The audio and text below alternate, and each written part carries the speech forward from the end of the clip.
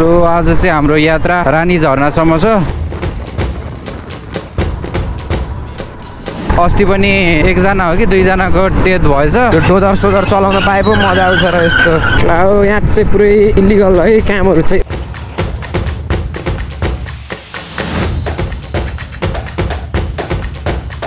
दामी देखियो त माथि त भ्यू त। ल फाइनली ब्याक टु बुटोल। घर पनि आउन लागिसकेँ म।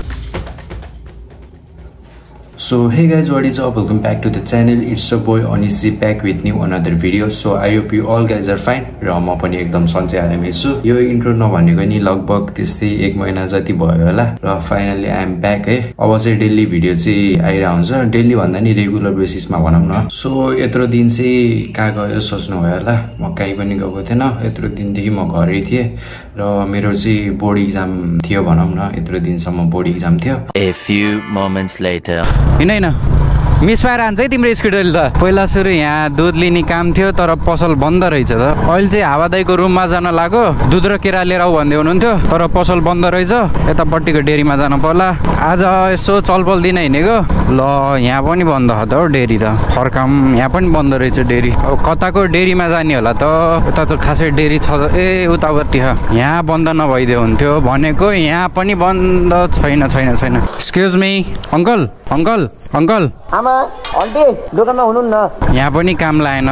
जाम पसलमा मान्छे छैनन् रे। अब के गर्नु पसल किन खोले होला। अब उतै हावादाईको घरतिर भयो नत्र यता त छैन डेरी। सो भिडियो चाहिँ आफ्टर लङ टाइम पछि आयो। जाम के रे के कस्तो हुन्छ आजको दिन। कस्तो बाटोमै बसेको हो। आधी लिटर दिदिनु आधी दर्जन केरा दिनु। ब्लग बनाउनुहुन्छ? हजुर। ब्लगको नाम के हो? अनिश जी ब्लग। हजुर? अनिश जी ब्लग। अनिश जी ब्लग 1 सेकेन्ड। ओके ल फाइनली लियो है सामान चाहिँ। यो बाटो पनि अहिले क्या दामी बनाएको छ क्या। पहिला हरिफ ग्राभल थियो राम्रो थिएन बाटो पनि। अहिले चाहिँ पिच गरेर पुरै पेन्टिङ सेन्टिङ गरेर दामी भयो।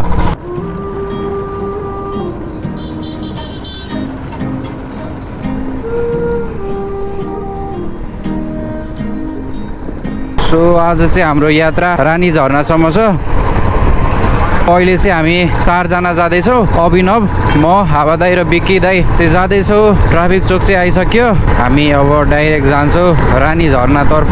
पहिला पनि रानी झरना जाने भनेर निक्लेथ्यौँ अनि बिच बाटोमा अभिनवको एक्सिडेन्ट भयो। त्यसपछि फर्किन पर्यो। योपालि चाहिँ राम्रैसँग पुगेर आइन्छ आशा छ। सो यो पहाड नदेखेको पनि धेरै दिन भयो थियो। अब पहाड हेर्दै जानुपर्ने हुन्छ। फ्रेस भइन्छ धेरै पछि। एक्जाम थियो एक्जाम पनि अब ठिकै भयो। अब रिजल्ट आएपछि थाहा हुन्छ के कस्तो भयो। त्यही एक्जामको कारणले चाहिँ कहीँ हिँडेको थिएन। अब एक्जाम सक्यो यसोको लागि फ्री नै छु भनौँ न।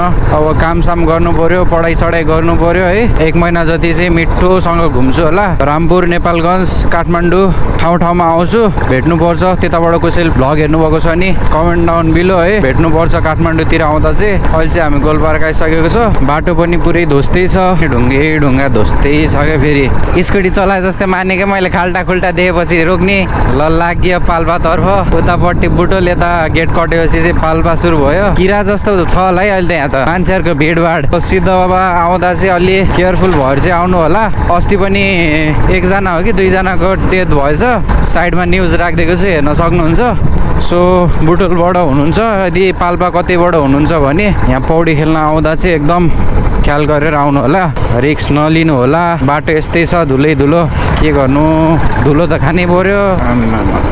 धुलो ल माथिल्लो सिद्ध पनि आइयो। अब एक दिन साइकल लिएर जान मन लाग्छ मलाई। तानसिन फेरि घुम्न मन छ। हेर म अब कहिले मेसो मिल्छ। जय सिद्ध बाबा। यहाँ चाहिँ सुरुङ बनाएर पनि अलमोस्ट सकियो भनौँ न। उद्घाटन पनि भइसक्यो। अब कहिलेबाट यहाँ सुरु हुने। ठाउँमा यसरी खनेछ। यो ठाउँ पनि पहिला दामी थियो। अहिले त यो बाटो बनाएपछि त्यस्तै भएछ। झरना हेर्न बुटोलबाट यहाँ आइन्थ्यो हामी। दर्शक पनि हेर्न सक्नुहुन्छ हामी जाँदैछौँ। बाइक चाहिँ हाइज्याक भइसकेको छ होइन। अनि गोप्रो सोप्रो नि हाइज्याक हानेर हामी चाहिँ रानी झरनातिर हिँडेछौँ। तर चाहिँ यो रानी झर्नै आउनु यार हिँडेकै छौँ। चल अझै 12 किलोमिटर रहेछ यहाँबाट। म्यापमा चाहिँ लगभग 50 मिनट जति देखाएको थियो। हामीलाई चाहिँ त्यति लाग्दैन। त्यो चाहिँ ढुक्क हो। त्यो डुकमा चाहिँ यार यो बाटो यस्तो दुखाउँछ नि चाक बस्दाखेरि। अनि त्यसपछि माथि घद्रङ चाहिँ एमा चाहिँ एकदम स्मुथ। यो केही फिलै भएन कि यसमा नि आनन्दले हिँडे जस्तो फिल भयो कि अफरोडमा नि। अब अगाडिबाट 3-4वटा टिप्पर आयो होइन। टिप्पर चाहिँ वाइल्ड हिँड्ने रहेछ यार यो बाटो।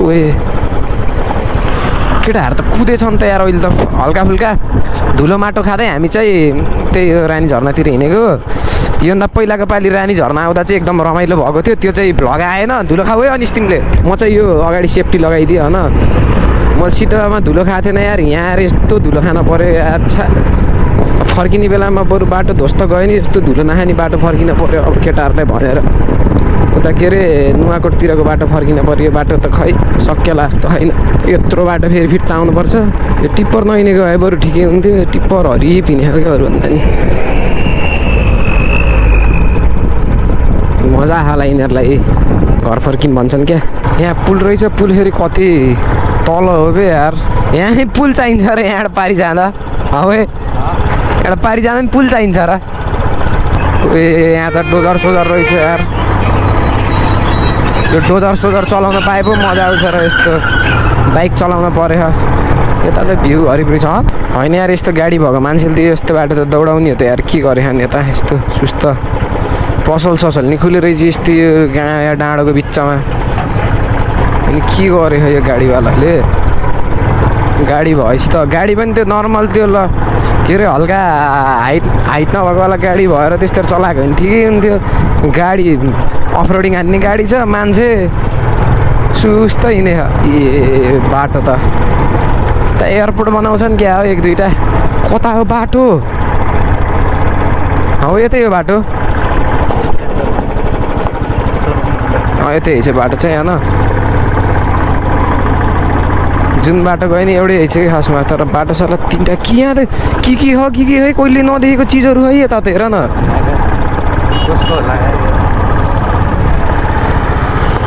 यहाँ त कहिले नदेखेको चिजहरू छ है यो चाहिँ एकदम ठेक्का पट्टा सट्टा यताउति बाटो साटो बनाउनको लागि चाहिँ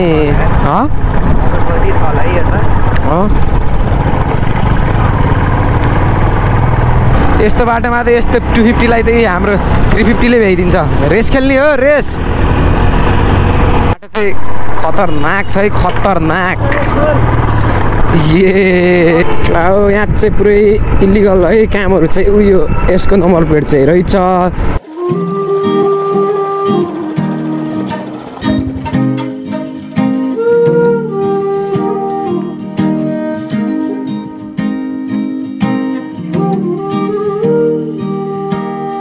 यो फाइनल्ली रानी झरना के भन्नु छ लामो भन्दा केही भन्दा होइन मलाई हिँडाएर सो हामी चाहिँ इन्ट्री भइसकेको छौँ पसिना हेर्न सक्नुहुन्छ ओभर गर्मी यस्तो गर्मी छ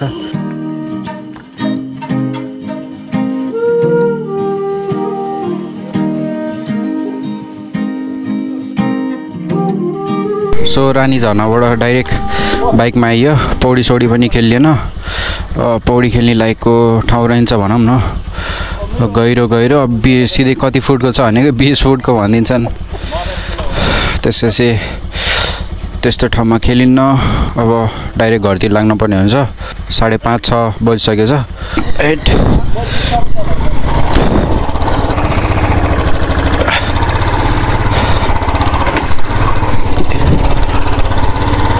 त्यो अङ्कलहरू पनि जाने रहेछ त कता हो यसो बाटो पनि पुरै ग्राभल रोड छ क्या चिप्लिन्छ पुरै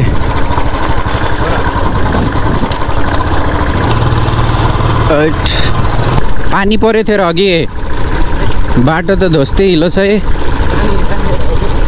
हुनसक्छ धेरै धुलो हुन्छ भनेर पानी राख्यो होला आहा बल्ल शीतल भयो त आएपछि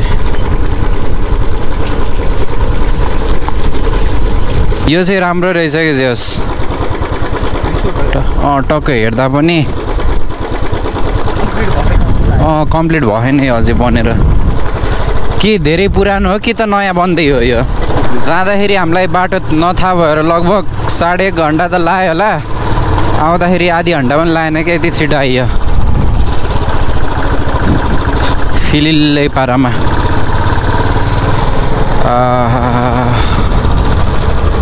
दामी देखियो त माथि त भ्यू त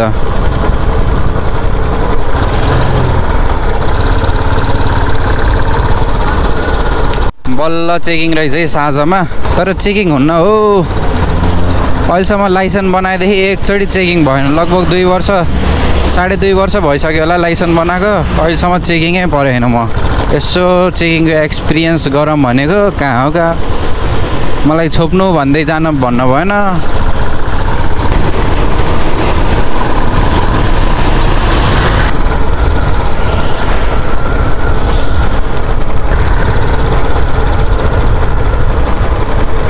अब यहाँबाट हो कि यसो धुलो सुरु हुने पानी लाखेर खासै धुलो हुँदैन बल्ल शीतल हावा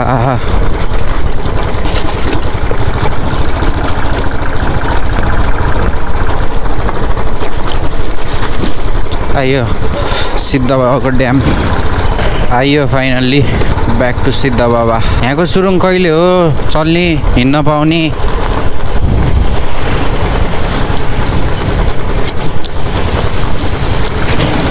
जय सिद्ध बाबा अब त कुदाउने हो दह्रो